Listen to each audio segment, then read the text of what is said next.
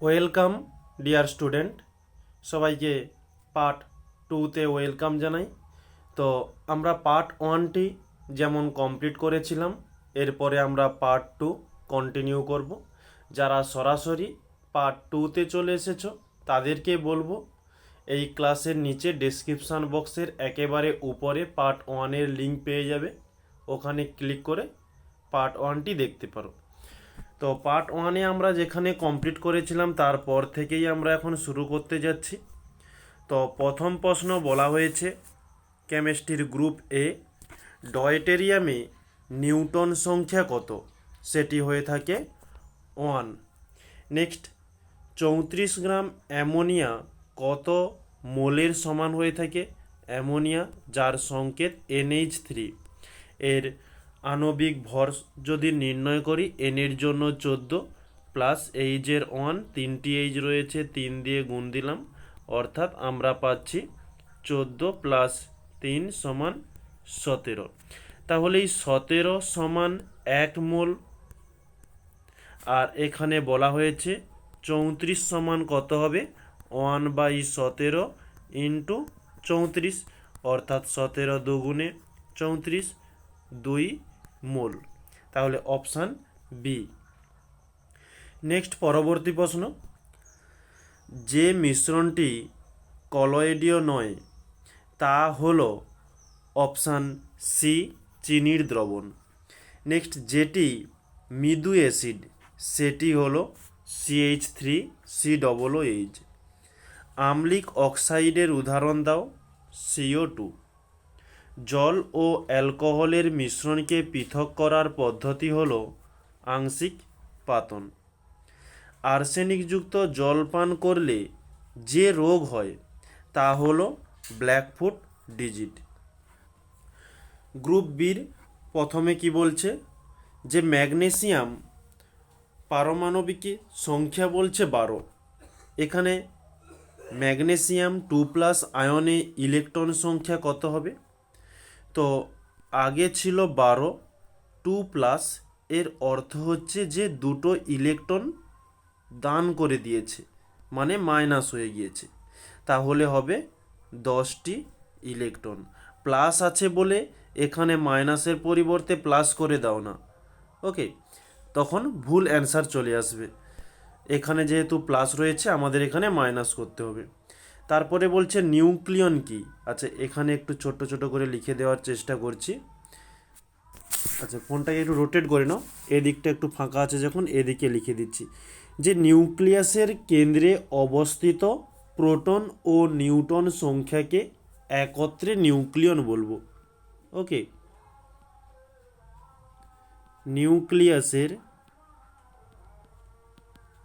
নিউক্লিয়াসের কেন্দ্রে, এখানেও জায়গাটা অভাব পড়ে যাচ্ছে, তো আমরা নেক্সট একটা নিউ পেজ নিয়ে নিই, সেখানে করে দিচ্ছি। ওকে, তো কিছু ওকে, তাহলে আমরা এখানে 2 নম্বর দাগ দিয়ে করে দিচ্ছি যে নিউক্লিয়াসের কেন্দ্রে অবস্থিত প্রোটন ও নিউট্রন সংখ্যাকে একত্রে নিউক্লিয়ন বলে। ওকে, তো নেক্সট পরবর্তী স্লাইড এখন কি বলছে? আচ্ছা, এখানে এই পরপর 3টি ম্যাথ দেওয়া রয়েছে। ওকে, তো আমরা এটা নেক্সট পেজে দেখে নেব। তো 3টি ম্যাথেরই সলিউশন আমরা পরপর দেখব। এসটিপিতে 44 গ্রাম কার্বন ডাই অক্সাইডের আয়তন কত? তো আমরা কার্বন ডাই অক্সাইডের CO2 এর আণবিক ভর নির্ণয় করব। আণবিক ভর কার্বনের 12 প্লাস ও এর জন্য 16, দুটো রয়েছে 2 দিয়ে গুণ দিলাম, অর্থাৎ পাচ্ছি 12 প্লাস 16 দুগুণে 32 সমান 44 গ্রাম। আমরা জানি কি যে এসটিপিতে যে কোনো গ্যাসের আণবিক ভর অর্থাৎ এখানে আমরা নির্ণয় করেছি 44 গ্রাম। আণবিক ভর যে এসটিপিতে 44 গ্রাম CO2 এর আয়তন হয়ে থাকে 22.4 লিটার। আর ওটাই আমাদের প্রশ্নে দেওয়া রয়েছে যে 22.4 লিটার কার্বন ডাইঅক্সাইডের আয়তন কত, তাহলে হয়ে যায় 22.4 লিটার। নেক্সট পরের প্রশ্নটা কি বলছে, 1 মোল অক্সিজেনে পরমাণুর সংখ্যা কত। ওকে, তো 1 মোল অক্সিজেনে অণুর সংখ্যা থাকে, অণুর সংখ্যা যে 6.022 ইন্টু 10⁻23D। ওকে, তো এখানে অক্সিজেন বলেছে, অক্সিজেনের সংকেত হয়ে থাকে O2, এটা হচ্ছে একটা অণু। ওকে, তো একটি অণু, তো এখানে ও দুটো রয়েছে, তাহলে ওই দুটো কি পরমাণু, তাহলে লিখতে পারি দুটি পরমাণু। তো এই ব্যাপারটাকে আমরা এখানে কিভাবে লিখব, যে একটি অক্সিজেন অণুতে দুটি পরমাণু থাকে। তাহলে এখানে কয়টি অক্সিজেন অণু রয়েছে, এই যে 6.022 ইন্টু 10⁻23টি অক্সিজেন অণুতে, আচ্ছা পরমাণু বলছি এখানে, তাহলে এই এতটি অক্সিজেন অণুতে 2/1 ইন্টু 6.022 ইন্টু 10⁻23টি পরমাণু আছে। তাহলে এটা ক্যালকুলেশান করলে 10⁻23 সরাসরি চলে আসবে, 2 দুগুণে 4, 2 দুগুণে 4, 2 শূন্যে 0, 0.26 12 হবে 12, অর্থাৎ আমরা পাচ্ছি 12.044 ইন্টু 10⁻23টি পরমাণু থাকে। এটা হয়ে গেল আমাদের দ্বিতীয় প্রশ্নের অ্যান্সার। নেক্সট তৃতীয় কি বলছে, 1 মোল জলে কয়টি অক্সিজেন পরমাণু আছে। তো এখানে আমরা 3 নম্বর দেখে নেব, যে 1 মোল জলে অণুর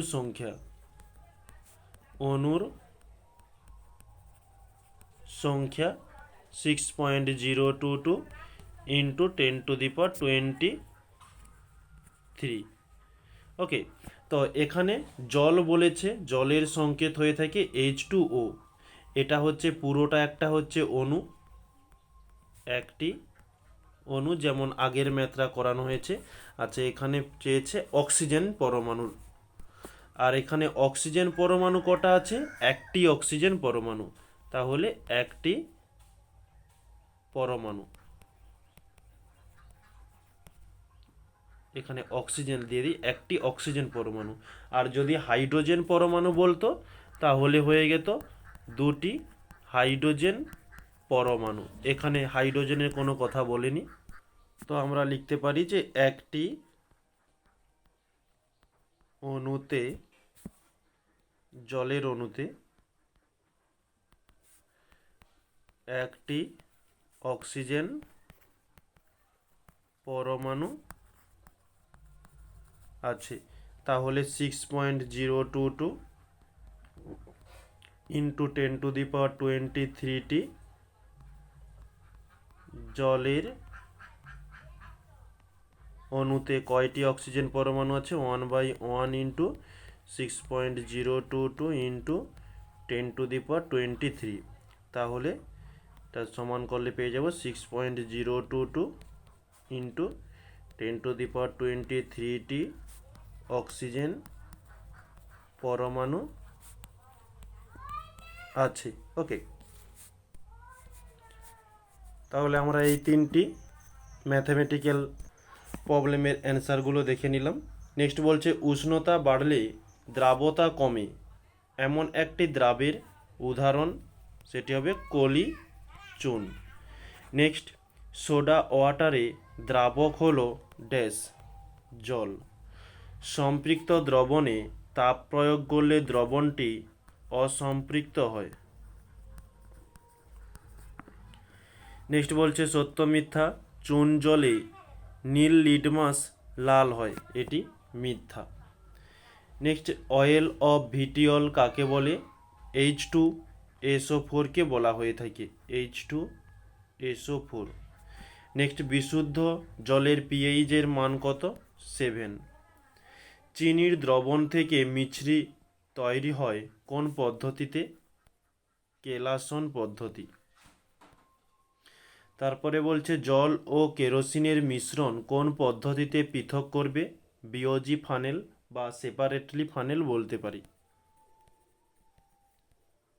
বিওজি ফানেল।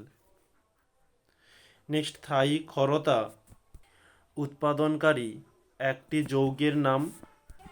এখানে ইন্টারনেট সমস্যার থাকার জন্য ক্লাসটা একটু মাঝে অফ হয়ে গিয়েছিল, তো কোথায় অফ হয়েছে ঠিক বলতে পারছি না।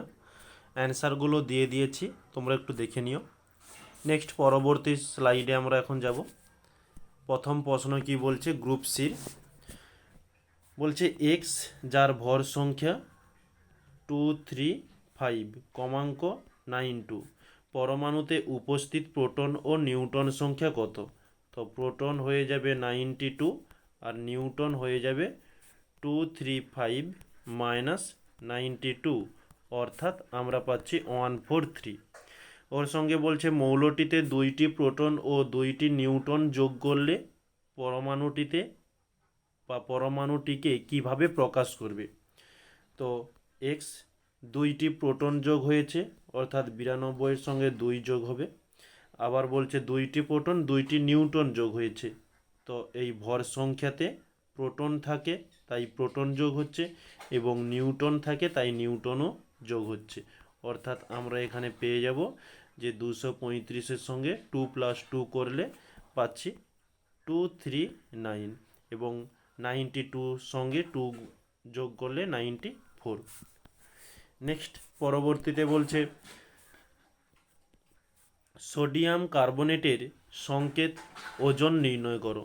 সোডিয়াম কার্বনেটের সংকেত হয়ে থাকে Na2CO3। এর সংকেত ওজন Na এর জন্য বলে দেওয়া রয়েছে 23, দুটো Na রয়েছে 2 দিয়ে গুণ দিলাম, প্লাস সি এর জন্য দেওয়া রয়েছে 12 প্লাস ও এর জন্য 16, তাহলে 16 ইন্টু 3টে ও রয়েছে তাই 3 দিয়ে গুণ দিলাম, তো 23 দুগুণে 46 প্লাস 12, 16 3 48, এটা টোটাল যোগ করলে 106। এই হচ্ছে আমাদের অ্যান্সার। নেক্সট গ্রাম অণু বা গ্রাম মোল বলতে কি বোঝায়? এই যে অ্যান্সারটি রয়েছে উদাহরণ সহ। নেক্সট ইমালশন কারক বা অবদ্রাবক কারক কাকে বলে? এই যে অ্যান্সার। নেক্সট বলছে প্রলম্বন কি? উদাহরণ দাও। এই যে প্রলম্বন কি দেওয়া রয়েছে, এখানে উদাহরণটা দেওয়া হয়নি, উদাহরণ হিসাবে লিখতে পারো চকের গুঁড়ো, চকের গুঁড়ো। ওকে, এছাড়া হয়ে যাবে মাটির সূক্ষ্ম কণা এবং সূক্ষ্ম বালির কণা। নেক্সট পরবর্তী বলছে প্রশমন বিক্রিয়া কাকে বলে? উদাহরণ। এই যে প্রশমন বিক্রিয়া কাকে বলে তার সঙ্গে উদাহরণ। অথবাতে বলছে ক্যালসিয়াম অক্সাইডকে ক্ষারকীয় অক্সাইড বলে কেন? নেক্সট পেজে ক্যালসিয়াম অক্সাইডকে ক্ষারকীয় অক্সাইড বলে কেন? পরে বলছে তুতের জলীয় দ্রবণ থেকে কিভাবে তুতকে পৃথক করবে? এই যে অ্যান্সারটি। নেক্সট ইউট্রোফিকেশান কি? ইউট্রোফিকেশান কাকে বলে? এটা 2 নম্বরের জন্য উপরে দেওয়া রয়েছে, নিচে 1 নম্বরের জন্য এক লাইনে সিম্পল একটা অ্যান্সার তুলে ধরা হলো। নেক্সট পাতির জলে প্রস্তুত একটি চিনির দ্রবণকে যথাক্রমে ক্যাটায়ন ও অ্যানায়ন বিনিময়কারী রেজিনের মধ্যে দিয়ে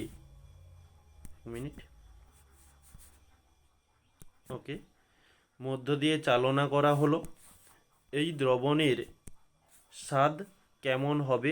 যুক্তি দাও। এই যে অ্যান্সারটি। নেক্সট পরবর্তীতে গ্রুপ ডির প্রথম প্রশ্ন বলছে পরমাণু নিস্তড়িত হয় কেন, এর যে অ্যান্সারটি। ওর সঙ্গে বলছে একটি আইসোবারের উদাহরণ দাও, এখানে লিখে দিচ্ছি আর্গন, যার ভর সংখ্যা হয়ে থাকে 40 এবং কমাঙ্ক 18, এবং ক্যালসিয়াম এর ভর সংখ্যা 40 এবং কমাঙ্ক 20, এটা একসঙ্গে উদাহরণ হয়ে যাবে। নেক্সট পরে বলছে C12 মানে কার্বন 12 স্কেল অনুযায়ী পারমাণবিক ভরের সংজ্ঞা দাও। এই যে কার্বন স্কেলের অনুসারে পারমাণবিক ভর কাকে বলে। 1U বা বলছে 1U এর মান লেখো, তো এর মানটি হবে 1.6605 ইন্টু 10⁻⁻24 গ্রাম। নেক্সট পরে বলছে পারমাণবিক ভর একক কাকে বলে, এটা নেক্সট পেজে রয়েছে। ওরই সঙ্গে বলছে অক্সিজেন পরমাণুর ভর AMU এককে লেখো। এই যে পারমাণবিক ভর কাকে বলে এবং অক্সিজেন পারমাণবিক ভর, অক্সিজেনের একটি পরমাণুর প্রকৃত ভর এই যে AMU এককে দেওয়া হয়েছে। নেক্সট পরে বলছে তোমাকে গ্লুকোজের একটি দ্রবণ দেওয়া হলো, দ্রবণটি অসম্পৃক্ত, সম্পৃক্ত না অতিপৃক্ত কিভাবে বুঝবে। এই যে কিভাবে বুঝবো তা দেওয়া হয়েছে। বলছে একটি শোধক কেলাসের সংকেত লেখো, তো শোধক কেলাস হয়ে যাবে CuSO4.5H2O, এর নাম হয়ে থাকে ব্লু ভিটিওল। ওকে, এর নামটা লিখে নিও পাশে, ব্লু ভিটিওল, এদিকে লিখে দিচ্ছি ব্লু ভিটিওল। নেক্সট পরবর্তীতে বলছে নিম্নলিখিত অ্যাসিডগুলির থেকে একক্ষারীয়, দ্বিক্ষারীয় ও ত্রিক্ষারীয় অ্যাসিডগুলিকে পৃথক পৃথকভাবে বেছে নিয়ে লেখো। তো এখানে একক্ষারীয় হয়ে যাবে HNO3,